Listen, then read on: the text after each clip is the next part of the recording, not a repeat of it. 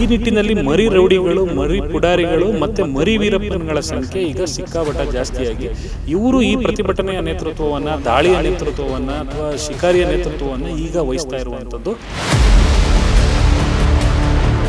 ಮತ್ತೆ ಡೈನಾಮೈಟ್ ಬೆಳೆಸಿ ಇವರು ಧ್ವಂಸ ಮಾಡುವಂಥ ಕೃತ್ಯಗಳಲ್ಲಿ ತೊಡ್ಕೊಂಡಿರೋದು ಹಿಂದೆ ತಮಿಳುನಾಡು ಸರ್ಕಾರ ಎಲ್ಲೋ ಒಂದು ಕಡೆ ಸಪೋರ್ಟ್ ಮಾಡ್ತಾ ಇದೆ ಅಂತಕ್ಕಂಥದ್ದು. ಆ ತಮಿಳುನಾಡು ಭಾಗದಲ್ಲೂ ಕೂಡ ಹುಲಿಯನ್ನ ಬೇಟೆಯಾಡಿ ಅಥವಾ ಹುಲಿಯನ್ನ ಶಿಕಾರಿ ಮಾಡಿ ಹುಲಿಯ ಸಂಬಂಧಪಟ್ಟಂತ ಒಂದು ಪ್ರಕರಣದಲ್ಲಿ ಭಾಗಿಯಾದಂತ ಅಲ್ಲಿನ ಸ್ಥಳೀಯರಾದಂಥ ಪಿಂಟು ಅಂತಕ್ಕಂಥವ್ರನ್ನ ನಾವು ನೋಡ್ಬೋದು. ಎಮ್ಮೆ ಮಿಲ್ಸ್ ನಲ್ಲಿ ಏನು ವಿಷವನ್ನ ಇಟ್ಟು ಹುಲಿಯನ್ನ ಕೊಂದಿರ್ತಾರೆ, ಆ ರಾಸಾಯನಿಕ ಬಳಸಿ ಹುಲಿಯನ್ನ ಕೊಂದು ಅದನ್ನ ಮೂರು ಭಾಗಗಳಾಗಿ ತುಂಡರಿಸಿದಂತ ವ್ಯಕ್ತಿ ಯಾರು, ಅಲ್ಲಿನ ಗೋವಿಂದ ಅಲಿಯಾಸ್ ಮರಿ ವೀರಪ್ಪನ್ ಅಂತಕ್ಕಂಥದ್ದನ್ನ ನಾವು ನೋಡ್ಬೋದು. ಇವ್ರ ಮೇಲೆ ರಾಮಪುರ ಪೊಲೀಸ್ ಠಾಣೆನಲ್ಲೂ ಕೂಡ ಪ್ರಕರಣ ದಾಖಲಾಗಿದೆ. ರೌಡಿ ಶೀಟರ್ ಇದೆ, 10ಕ್ಕೂ 15ಕ್ಕೂ ಹೆಚ್ಚು ಪ್ರಕರಣಗಳಿದ್ದಾವೆ. ವನ್ಯಜೀವಿ ಅಪರಾಧಗಳಿದೆ, ಅರಣ್ಯ ಅಪರಾಧ ಇದೆ, ಬೇಟೆಗಾರರು, ಮರಗಳ್ಳರು, ಗಂಧಕಳ್ಳರು, ಈ ರೀತಿಯ ಏನು ಕೃತ್ಯಗಳನ್ನ ಮಾಡುವಂತವ್ರು ಯಾರಿದ್ದಾರೆ ಇವರೆಲ್ಲರೂ ಕೂಡ ಸೇರ್ಕೊಂಡು ಇವತ್ತು ಆ ಪ್ರತಿಭಟನೆಯನ್ನ ಬೇರೆ ದಿಕ್ಕಿನಲ್ಲಿ ತಗೊಂಡು ಹೋಗ್ತಾ ಅರಣ್ಯ ಇಲಾಖೆ ಮೇಲೆ ಯಾವ ರೀತಿ ನಾವು ರಿವೆಂಜ್ ಅನ್ನ ತಗೊಳ್ಬಹುದು, ಅರಣ್ಯ ಇಲಾಖೆನ ಯಾವಾಗ ನಾವು ಕಂಟ್ರೋಲ್ ತಗೊಳ್ಬಹುದು, ಅವರನ್ನು ಯಾವ ರೀತಿ ವೀಕ್ ಮಾಡಬಹುದು ಅಂತಕ್ಕಂಥದ್ದನ್ನ ಮಾಡ್ತಾ ಇದ್ದಾರೆ. ತಮಿಳುನಾಡಿನ ಒಂದು ರಾಜಕೀಯ, ತಮಿಳುನಾಡಿನ ಒಂದು ಇಚ್ಛಾಶಕ್ತಿ ಈ ಭಾಗದಲ್ಲಿ ವರ್ಕ್ ಆಗ್ತಾ ಇದೆ ಅಂತಕ್ಕಂಥದ್ದು. ಈ ಚಾಮರಾಜನಗರವನ್ನು ಮುಂದೆ ತಮಿಳುನಾಡಿಗೆ ತಗೊಳ್ಬೇಕು ಅಂತಕ್ಕಂಥದ್ದು ಏನಿದೆ ಎಲ್ಲವನ್ನ ಹೊಡಿತಾರೆ. ನಾಳೆ ಅರಣ್ಯ ಸಿಬ್ಬಂದಿಗಳು ಕೈ ಸಿಕ್ಕಿರು ಹೊಡೆಯುವಂತ ಸಾಧ್ಯತೆಗಳಿರೋದ್ರಿಂದ ರೈತರ ಹೆಸರಿನಲ್ಲಿ, ಬಡವರ ಹೆಸರಿನಲ್ಲಿ ಇವರು ಈ ರೀತಿಯ ಒಂದು ಕೃತ್ಯಗಳಲ್ಲಿ ತೊಡಕೊಂತಿರೋದು. ಶಸ್ತ್ರಾಸ್ತ್ರಗಳು ಮತ್ತೆ ಸ್ಫೋಟಕ ವಸ್ತುಗಳು ಇವನ್ನೆಲ್ಲವನ್ನು ಕೂಡ ವಶಪಡಿಸಬೇಕು. ಇಲ್ಲಿಂದ ಬರ್ತಾ ಇದೆ, ತಮಿಳುನಾಡಲ್ಲಿ ಮ್ಯಾನುಫ್ಯಾಕ್ಚರ್ ಆಗುತ್ತೆ, ಸರಾಗವಾಗಿ ರಾಜ್ಯಕ್ಕೆ ಬರ್ತಾ ಇದೆ, ಬಿಲ್ಡಿಂಗ್ ಗಳನ್ನ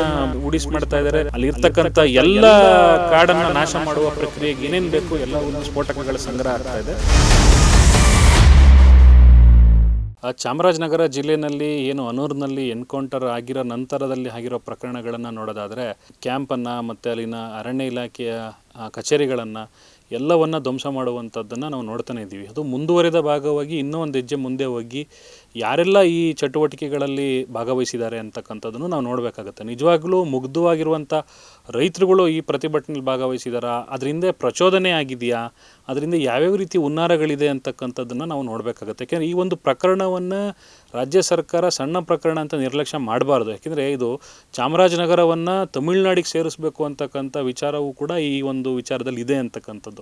ತಮಿಳುನಾಡಿನ ಪ್ರಚೋದಿತ ಸಂಘಟನೆಗಳು ಈ ಒಂದು ಕೃತ್ಯಗಳಲ್ಲಿ ಭಾಗಿಯಾಗ್ತಾ ಇದ್ದಾವೆ. ಕಾವೇರಿ ನದಿಯನ್ನು ದಾಟಿಕೊಂಡು ಇವರು ಕಾವೇರಿಯ ಒಂದು ಅಭಯಾರಣ್ಯದಲ್ಲಿರುವಂತಹ ಏನು ಈ ಕ್ಯಾಂಪ್ಗಳಿರ್ಬೋದು, ಬೇರೆ ಬೇರೆ ಕಟ್ಟಡಗಳಿರ್ಬೋದು ಧ್ವಂಸ ಮಾಡುವಂಥದ್ದು, ಜಿಲೆಟಿನ್ನು ಮತ್ತು ಡೈನಾಮೈಟ್ ಬೆಳೆಸಿ ಇವರು ಧ್ವಂಸ ಮಾಡುವಂಥ ಕೃತ್ಯಗಳಲ್ಲಿ ತೊಡ್ಕೊಂಡಿರೋದು ಹಿಂದೆ ತಮಿಳುನಾಡು ಸರ್ಕಾರ ಎಲ್ಲೋ ಒಂದು ಕಡೆ ಸಪೋರ್ಟ್ ಮಾಡ್ತಾ ಇದೆ ಅಂತಕ್ಕಂಥದ್ದು ಆತಂಕಕಾರಿ ಆಗಿರುವ ವಿಚಾರ. ಏಕೆಂದರೆ ಮುಂದೆ ಮೇಕೆದಾಟು ಯೋಜನೆ ಮಾಡಬೇಕಾಗುತ್ತೆ. ಆ ಮೇಕೆದಾಟು ಏನು ಡಿ.ಕೆ. ಶಿವಕುಮಾರ್ ಅವರ ಮಹತ್ವಾಕಾಂಕ್ಷಿ ಯೋಜನೆ ಇದೆ, ಆ ಮೇಕೆದಾಟುವನ್ನು ತಡೆಗಟ್ಟಬೇಕು ಅಂತಕ್ಕಂಥದ್ದು ತಮಿಳುನಾಡಿನ ಒಂದು ಉದ್ದೇಶ ಇರೋದ್ರಿಂದ ಈ ಒಂದು ಪ್ರಕರಣವನ್ನು ದೊಡ್ಡ ಗಂಭೀರ ಸ್ವರೂಪವನ್ನು ಪಡೀಲಿಕ್ಕೆ ಅವರು ಅದನ್ನು ಪ್ರಚೋದನೆ ಮಾಡ್ತಿರುವಂಥದ್ದು. ಏಕೆಂದರೆ ತಮಿಳುನಾಡಿನ ಮಾಜಿ ಶಾಸಕರುಗಳು, ನಾಯಕರುಗಳು ಅನೂರ್ ಭಾಗಕ್ಕೆ ಬರುವಂಥದ್ದಾಗಿದೆ. ಅಲ್ಲಿರುವಂಥ ಜನಗಳನ್ನು ಎತ್ತಿ ಕಟ್ಟುವ ಒಂದು ಕೆಲಸ ಆಗ್ತಾ ಇದೆ. ಈ ನಿಟ್ಟಿನಲ್ಲಿ ಮರಿ ರೌಡಿಗಳು, ಮರಿ ಪುಡಾರಿಗಳು ಮತ್ತು ಮರಿ ವೀರಪ್ಪನ್ಗಳ ಸಂಖ್ಯೆ ಈಗ ಸಿಕ್ಕಾಪಟ್ಟ ಜಾಸ್ತಿಯಾಗಿ ಇವರು ಈ ಪ್ರತಿಭಟನೆಯ ನೇತೃತ್ವವನ್ನು, ದಾಳಿಯ ನೇತೃತ್ವವನ್ನು ಅಥವಾ ಶಿಕಾರಿಯ ನೇತೃತ್ವವನ್ನು ಈಗ ವಹಿಸ್ತಾ ಇರುವಂಥದ್ದು ಕಂಡುಬರ್ತಾ ಇದೆ. ಈ ಹಿಂದೆ ತಮಿಳುನಾಡು ಭಾಗದಲ್ಲೂ ಕೂಡ ಹುಲಿಯನ್ನು ಬೇಟೆಯಾಡಿ ಅಥವಾ ಹುಲಿಯನ್ನು ಶಿಕಾರಿ ಮಾಡಿ ಹುಲಿಯ ಸಂಬಂಧಿಸಿಪಟ್ಟಂಥ ಒಂದು ಪ್ರಕರಣದಲ್ಲಿ ಭಾಗಿಯಾದಂಥ ಅಲ್ಲಿನ ಸ್ಥಳೀಯರಾದಂಥ ಪಿಂಟು ಅಂತಕ್ಕಂಥವ್ರನ್ನ ನಾವು ನೋಡ್ಬೋದು. ಅವರು ಏನು ಪುಟ್ಟರಂಗ ಶೆಟ್ಟಿ ಅವರ ಪಕ್ಕದಲ್ಲಿ ನಿಂತ್ಕೊಂಡು ಇವತ್ತು ಅವರು ಬಂದಿರುವಂಥದ್ದು ಈ ಪ್ರತಿಭಟನೆಗೆ, ಅಲ್ಲಿರುವ ಜನಗಳಿಗೆ ಒಂದು ರೀತಿ ಪ್ರಚೋದನೆಯನ್ನು ಕೊಡುವಂಥದ್ದು. ಇವರೆಲ್ಲರೂ ಕೂಡ ಅರಣ್ಯದ ಪ್ರಕರಣಗಳಲ್ಲಿ, ಹಲವು ಅರಣ್ಯದ ಪ್ರಕರಣಗಳಲ್ಲಿ ಭಾಗಿಯಾಗಿರುವಂತಹ ನುರಿತ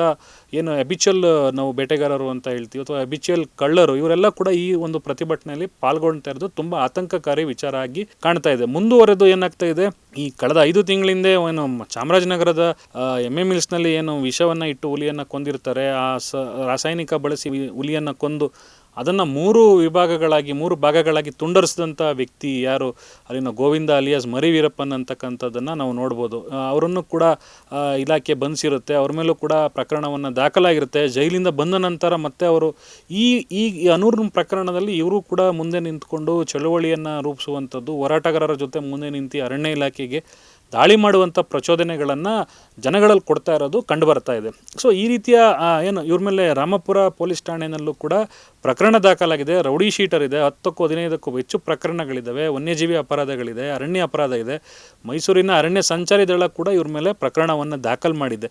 ಎಲ್ಲೋ ಒಂದು ಕಡೆ ವ್ಯವಸ್ಥಿತ ಪಿತೂರಿ ಮತ್ತು ಈ ಬೇಟೆಗಾರರು, ಮರಗಳ್ಳರು, ಗಂಧಕಳ್ಳರು ಈ ರೀತಿಯ ಏನು ಕೃತ್ಯಗಳನ್ನು ಮಾಡುವಂಥವ್ರು ಯಾರಿದ್ದಾರೆ ಇವರೆಲ್ಲರೂ ಕೂಡ ಸೇರಿಕೊಂಡು ಇವತ್ತು ಆ ಪ್ರತಿಭಟನೆಯನ್ನು ಬೇರೆ ದಿಕ್ಕಿನಲ್ಲಿ ತಗೊಂಡು ಹೋಗ್ತಾ ಅಲ್ಲಿ ಆಗುವ ದಾಳಿಗಳಿಗೆ ಮತ್ತು ಅಲ್ಲಿ ಆಗುವ ನೋವುಗಳಿಗೆ ಅರಣ್ಯ ಇಲಾಖೆ ಮೇಲೆ ಯಾವ ರೀತಿ ನಾವು ರಿವೆಂಜನ್ನು ತಗೊಳ್ಬೋದು, ಅರಣ್ಯ ಇಲಾಖೆನ ಯಾವಾಗ ನಾವು ಕಂಟ್ರೋಲಿಗೆ ತೊಗೊಳ್ಬೋದು, ಅವರನ್ನು ಯಾವ ರೀತಿ ವೀಕ್ ಮಾಡ್ಬೋದು ಅಂತಕ್ಕಂಥದ್ದನ್ನು ಮಾಡ್ತಾ ಇದ್ದಾರೆ. ಯಾಕೆಂದರೆ ಇದರಿಂದ ಎಲ್ಲೋ ಒಂದು ಕಡೆ ಅಂತಾರಾಷ್ಟ್ರೀಯ ಮಟ್ಟದ ಹುಲಿಯ ಏನು ಮಾಂಸ ಅಂತೆ, ಹುಲಿಯ ಚರ್ಮ ಆಗಿ ಉಗ್ರನ ತಗೊಂಡು ಹೋಗುವಂಥ ಕಳ್ಳ ಸಾಗಣೆ ಜಾಲನೂ ಕೂಡ ವ್ಯವಸ್ಥಿತವಾಗಿ ಇವತ್ತು ಇವರಿಗೆಲ್ಲ ಸಪೋರ್ಟ್ ಮಾಡ್ತಿರೋದು. ಆನೆ ದಂತಗಳಿರ್ಬೋದು, ಈ ರೀತಿಯ ವನ್ಯಜೀವಿಯ ಏನು ಅಂಗಾಂಗಗಳನ್ನು ಮಾರಾಟ ಮಾಡುವಂಥ ಜಾಲ ಇರ್ಬೋದು, ಅದಕ್ಕೆ ಕಳ್ಳ ಸಾಗಣೆದಾರರಿರ್ಬೋದು, ಮರಗಳ್ಳರು ಎಸ್ಪೆಷಲಿ ಇವರೆಲ್ಲರೂ ಕೂಡ ಇವತ್ತು ಒಂದು ಒಗ್ಗಟ್ಟಾಗಿ ಆರ್ಗನೈಸ್ಡ್ ಆಗಿ ಒಂದು ರೀತಿ ಬಂದು ಇವತ್ತು ಅರಣ್ಯ ಇಲಾಖೆ ಮೇಲೆ ದಾಳಿ ಮಾಡುವಂಥದ್ದನ್ನು ನಾವು ನೋಡಿಕೊಂಡು ಸುಮ್ಮನೆ ಕೂರ್ಲಿಕ್ಕೆ ಆಗ್ತಿಲ್ಲ. ನಿನ್ನೆನೂ ಕೂಡ ಅಲ್ಲಿನ ಅರಣ್ಯ ಪ್ರದೇಶದಲ್ಲಿ 10 ಎಕರೆಗೂ ಅಧಿಕ ಅರಣ್ಯ ಪ್ರದೇಶ ರಾತ್ರಿ ಬೆಂಕಿಗೆ ಆಹುತಿಯಾಗಿದೆ, ಬೆಂಕಿ ಕೊಟ್ಟಿದ್ದಾರೆ. ಇಲಾಖೆಯ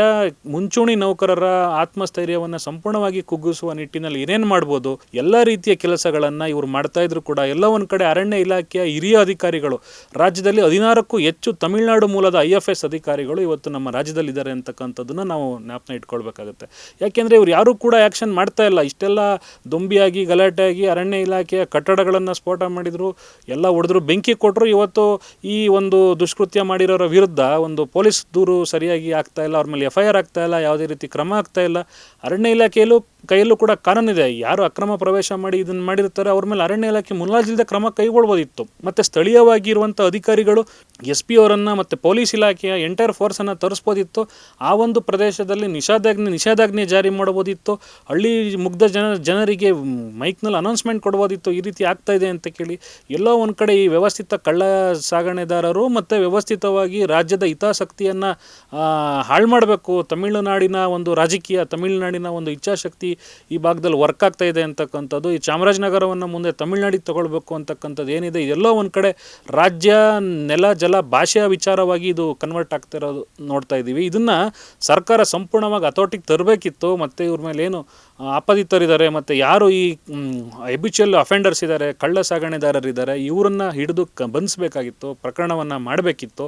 ಇವರೆಲ್ಲರಿಗೂ ಪಾಡಿಗೆ ಇವರು ಹೋರಾಟ ಹೆಸರಿನಲ್ಲಿ ಇವತ್ತು ಕಾನೂನು ಕೈಗೆತ್ಕೊಳ್ಳೋಕೆ ಬಿಟ್ಟಿರುವಂಥದ್ದು ತುಂಬ ದುರದೃಷ್ಟ ಸಂಗತಿ. ಇದು ಮಾನ್ಯ ರಾಜ್ಯ ಮುಖ್ಯಮಂತ್ರಿಗಳು ಇವ್ರ ಬಗ್ಗೆ ಭಾರಿ ಕ್ರಮ ಕೈಗೊಳ್ಳಬೇಕಿತ್ತು. ಯಾಕೆ ಇಷ್ಟು ಬಿಗಿ ನಿಲುವು ತಗೊಂಡಿದ್ದಾರೆ? ಎಲ್ಲೋ ಒಂದು ಕಡೆ ಹೈಕಮಾಂಡಿನ ಒತ್ತಡದ ಕೂಡ ಇರ್ಬೋದಾ ಮುಖ್ಯಮಂತ್ರಿಗಳಿಗೆ ಅಂತಕ್ಕಂಥದ್ದು. ಏಕೆಂದರೆ ಈ ಒಂದು ಘಟನೆಯ ನಂತರ ಅವರು ವೀಕ್ ಆಗಿರುವಂಥದ್ದು. ಅರಣ್ಯ ಸಚಿವರಂತೂ ಯಾವುದೇ ರೀತಿ ಸ್ಥಳಕ್ಕೂ ಇಲ್ಲಿವರೆಗೂ ಹೋಗಿಲ್ಲ. ಅರಣ್ಯ ಅಧಿಕಾರಿಗಳಂತೂ ಸ್ತಬ್ಧವಾಗಿರುವಂಥದ್ದೆಲ್ಲ ನೋಡಿದರೆ ಪೊಲೀಸ್ ಇಲಾಖೆ ಏನು ಮಾಡ್ತಾ ಇದೆ? ಪೊಲೀಸ್ ಇಲಾಖೆಗೆ ಹೆಚ್ಚಿನ ಪವರನ್ನು ಇದ್ರೂ ಕೂಡ ಅವ್ರೇನು ಮಾಡ್ಲಿಕ್ಕೆ ಆಗ್ತಾ ಇಲ್ಲ. ಯಾಕೆಂದರೆ ಅರಣ್ಯ ಇಲಾಖೆಯ ಹಿರಿಯ ಅಧಿಕಾರಿಗಳು ಮುಂದೆ ಬರಬೇಕಾಗಿತ್ತು. ಇದನ್ನು ಮುಂದುವರಿಸ್ಕೊಂಡಿದ್ದೆ ಆದಲ್ಲಿ ಇಲ್ಲಿನ ಸಿಬ್ಬಂದಿಗಳು ನಿಜವಾಗ್ಲೂ ಆತ್ಮಸ್ಥೈರ್ಯ ಕುಗ್ತದೆ. ಏನು ಈ ಕಳ್ಳ ಸಾಗಣೆದಾರರು ಮತ್ತು ಬೇಟೆಗಾರರು ಮತ್ತು ಈ ಮರಗಳ್ಳರು ಯಾರಿದ್ದಾರೆ, ವ್ಯವಸ್ಥಿತವಾದಂಥ ಜಾಲ ಏನಿದೆ, ಈ ಜಾಲ ಸಕ್ರಿಯವಾಗಲಿಕ್ಕೆ ನಾವು ಅವಕಾಶ ಮಾಡಿಕೊಟ್ಟಂಗಾಗುತ್ತೆ. ನಮ್ಮ ಏನು ಕಾವೇರಿ ಅಭಯಾರಣ್ಯ ಇಷ್ಟು ದಿನ ಸಂರಕ್ಷಣೆಗೊಳಪಟ್ಟಿತ್ತು, ಅದು ಹಾಳಾಗಬಾರ್ದು ಅನ್ನುವ ನಿಟ್ಟಿನಲ್ಲಿ ಸರಿಯಾದ ಕ್ರಮಗಳನ್ನು ಸರ್ಕಾರ ತಗೊಳ್ಬೇಕು. ರಾಜತಾಂತ್ರಿಕ ನಡೆಯನ್ನು ಕೂಡ ಸರ್ಕಾರ ಈ ಒಂದು ಪ್ರಕರಣದಲ್ಲಿ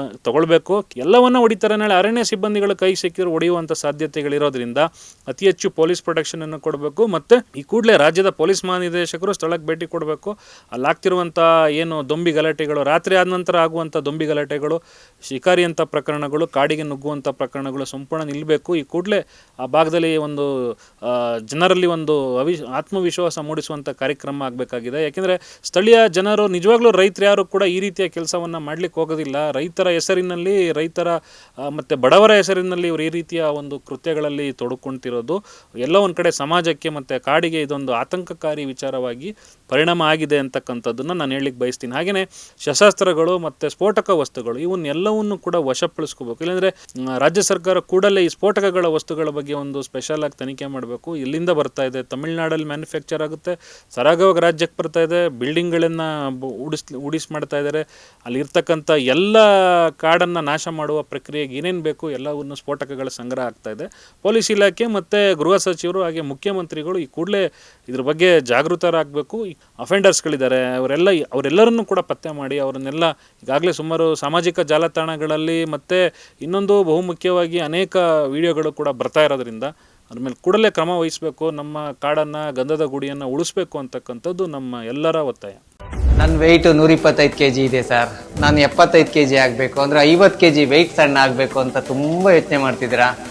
1 ವರ್ಷ ನಮ್ಮ ಜೀನಿ ಸ್ಲಿಮ್ನ ಯೂಸ್ ಮಾಡಿ 125 kg ಇಂದ ಆರಾಮಾಗಿ 75 kgಗೆ ಬರ್ತೀರಾ. ತಡ ಯಾಕೆ ಮಾಡ್ತೀರಾ? ನೀವು ಸಣ್ಣ ಆಗಬೇಕು, ಹೆಲ್ತಿ ಆಗಿರಬೇಕು ಅಂದರೆ ನಮ್ಮ ಜೀನಿ ಸ್ಲಿಮ್ನ ಯೂಸ್ ಮಾಡಿ. ಇಂತಹ ನೈಜ ಕುತೂಹಲ ಭರಿತ ಸುದ್ದಿಗಳು ನಿಮಗೆ ಸಿಗಬೇಕಂದ್ರೆ ರಾಜ್ಯದ ಪ್ರತಿಷ್ಠಿತ ಜನಪರ ಡಿಜಿಟಲ್ ಸುದ್ದಿ ಮಾಧ್ಯಮ ಪಬ್ಲಿಕ್ ಇಂಪ್ಯಾಕ್ಟ್ ಚಾನಲನ್ನು ಯೂಟ್ಯೂಬ್ನಲ್ಲಿ ಸಬ್ಸ್ಕ್ರೈಬ್ ಮಾಡ್ಕೊಳ್ಳಿ. ವಿಡಿಯೋ ಇಷ್ಟವಾದರೆ ಲೈಕ್ ಮಾಡಿ, ನಿಮ್ಮಿಷ್ಟದವರಿಗೆ ಶೇರ್ ಮಾಡಿ ನಮ್ಮನ್ನು ಪ್ರೋತ್ಸಾಹಿಸಿ.